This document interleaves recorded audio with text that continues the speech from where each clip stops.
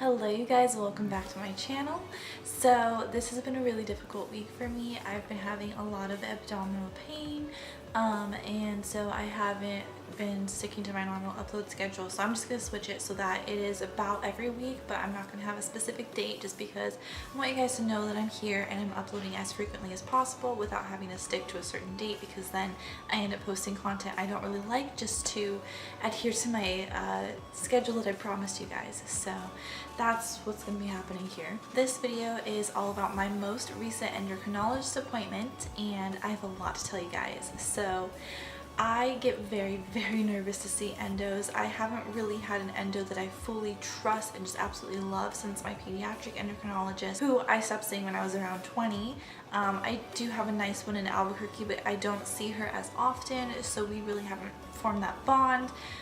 So the one that I see here has basically just been someone I go to just to refill my insulin prescriptions, and I kind of take care of everything else myself. But if you guys have been watching me recently, you know that my most recent A1C was not good. Like, I don't even want to tell you guys what it was, but it had come down a little bit from the previous time before that, but it was still not good. So I recognize I need help, and with whatever inflammation is going on in my body, the higher my sugars are, the worse that'll get. So I'm just super determined to finally get my A1C back down, do what I have to do, and for many reasons actually. So basically, I had this appointment last week and my wonderful fiance took me, and he's really good at calming my nerves, but the whole time I was like, oh my god, I am incredibly nervous. Like, I felt like I was gonna throw up. Like, I know that sounds very dramatic, but I just get really nervous for doctor's appointments, especially with the endo, because I know they're looking at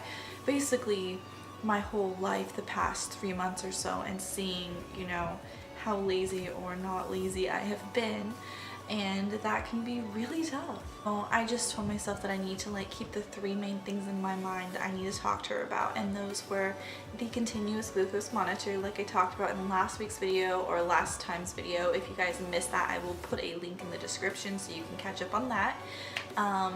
The abdominal pain, she's not my main doctor, but I thought I would get her opinion on it and ask if maybe it had anything to do with my diabetes.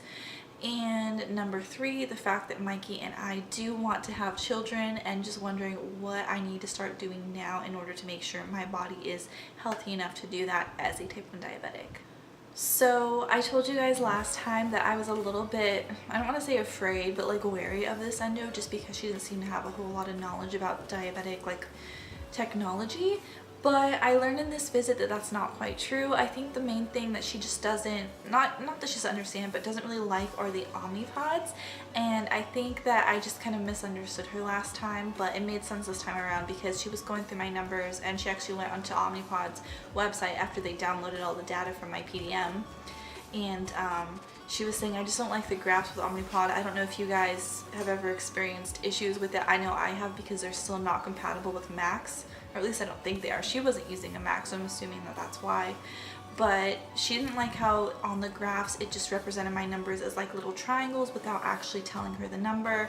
And I guess it's just not very user-friendly from a doctor's perspective. So even though I love my Omnipod, and I told her this, I said I would never change it. I absolutely love my Omnipod, but she said it just, for her, she just prefers other pumps. They're just easier to look at the data, which is why it's a good thing that I asked for a CGM, because that will be hugely helpful to her. We talked about my numbers. She made a few adjustments. We figured that I was going pretty high during the mornings, which makes sense because I oftentimes wake up feeling really just crappy in the mornings.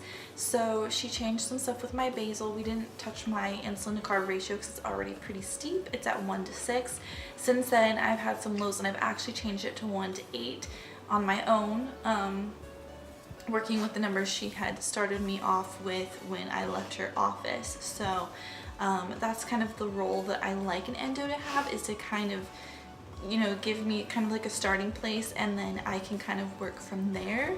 Obviously, if I need more help, then I will ask for help, but between Mikey and I, we kind of have a good idea of how to play around with the numbers if she gives us that starting place. So she changed a few of those, and then I brought up the CGM. I've said in one of my previous videos I wasn't sure what all she knew about CGM, so I just said, do you have any patients here that use a CGM? And she said, oh my god, that's so ironic because I actually have the guy from Dexcom here today. And I was like, ah. And like she said, if I had told her before the appointment that I could have probably been able to speak to him, but obviously she didn't know. I didn't know he was going to be there, and she immediately said, you want a Dexcom? And I was like, that is the one I want actually. And she like went into like the pros of having a Dexcom G6, and I was like, listen, I already know, I made a video about this, like trust me, I know that is exactly what I want. So it seemed very positive about me getting a Dexcom, and it seemed to be really what she wanted to do because in her words she could really tightly control my sugars if she could see, because she could have all that data like way more easily accessible and easier to read than from my Omnipod. Not to mention I will be presenting here with more data because I won't have to be relying on myself to remember to prick my finger every time, which we all know I'm not the best at. Sorry, I'm slouching a little bit, but just because I'm trying to keep myself like in the frame of this,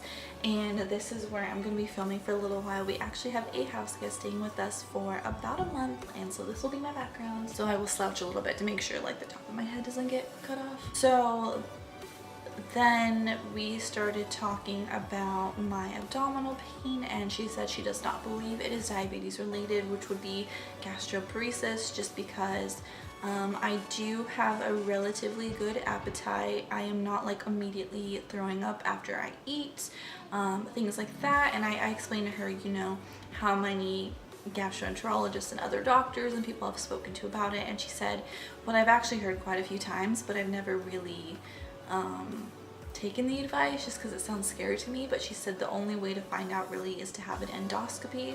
I told her I had a colonoscopy, but she said I needed an endoscopy. So I said, if you're able to, you know, make a referral for that, I would really appreciate that. And she actually did, and I have a consultation with a gastroenterologist, I believe next week or sometime soon at least. So she was able to help me with that, which is awesome.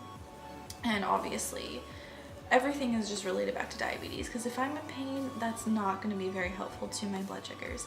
So, and then I brought up the final thing, which Mikey really wanted me to bring up, which is the fact that we want to have kids. And she said, I think it's really great that you're planning ahead. That's really smart of you. And she seemed very positive about that as well. And she said, you know, that's another reason why I really want you to get a Dexcom, because then I can help you with your sugars.